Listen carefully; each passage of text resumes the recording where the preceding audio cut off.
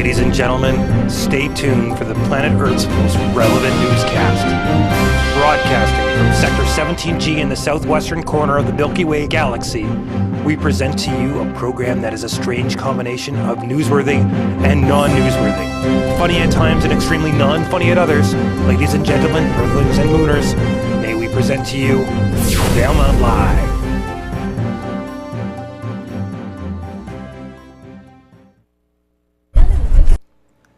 Look at that.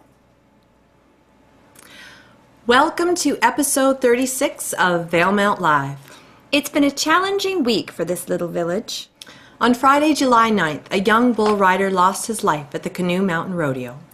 If you've been watching the news or reading any newspaper, you've probably heard about it. What we'd like to say is that we're really sorry about the tragic death of Makwala Derrickson Hall, and we offer our condolences to his family. We also hope that those who witnessed the accident are recovering from what was a very traumatic event.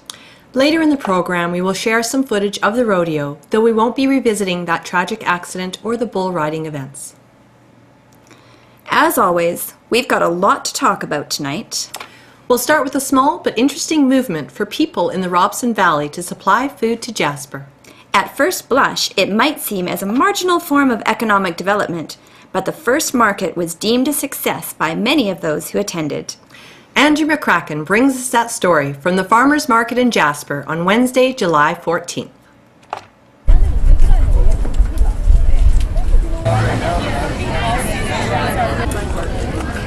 What did you buy today? So far I bought some mint and some turnip greens. It's a perennial complaint that the food stores are too expensive, too busy, and out of, your fresh produce. I'm sorry, the eggs are all gone. Oh, they are? By 12:15 the eggs were gone. Ouch. Okay. One disappointed customer here.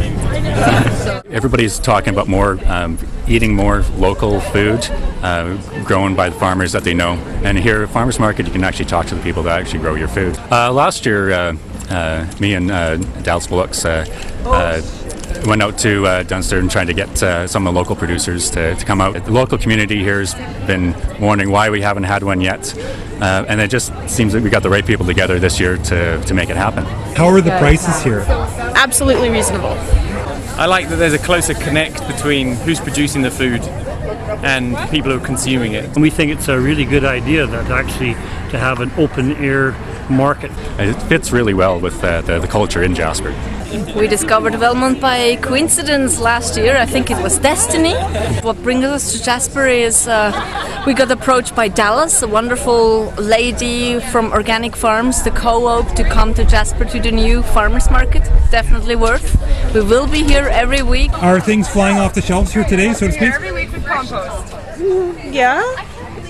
Yeah, I think so. My table's pretty much empty. We're so happy to be here, meet new people. I think it's a great idea. It's wonderful. Do you think it's going to be worth the long trek?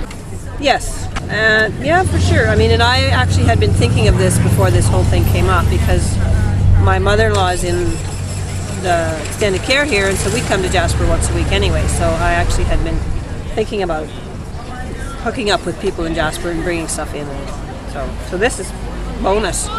Once a week, the town at home I live in has a farmers market where you get locally produced meat, locally produced fruit and veg. And I have to admit, I've neglected them in the past, but now I know more about the food industry. I'm certainly going to be paying more regular visits.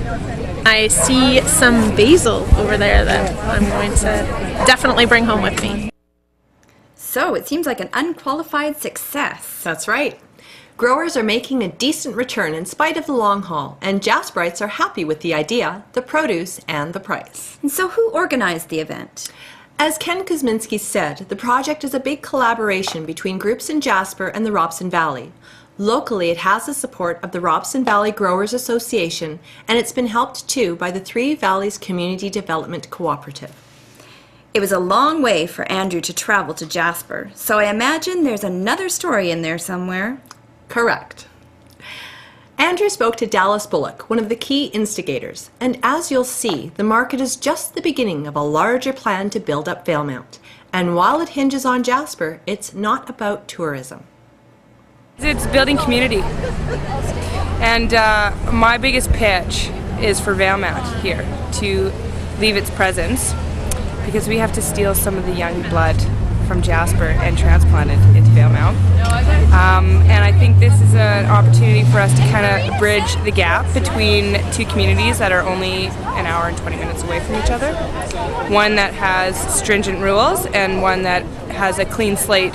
This is big. This is bigger than a farmer's market. Well, I'm really trying to take over the world, and I'm going to start with Valemount. And I think it's a really great place, and it's really beautiful, and it's kind of had the crap kicked out of it with forestry and broken promises. And I really believe that it's our generation's turn to step up to the plate and do something about it. And why not feed one another to start with?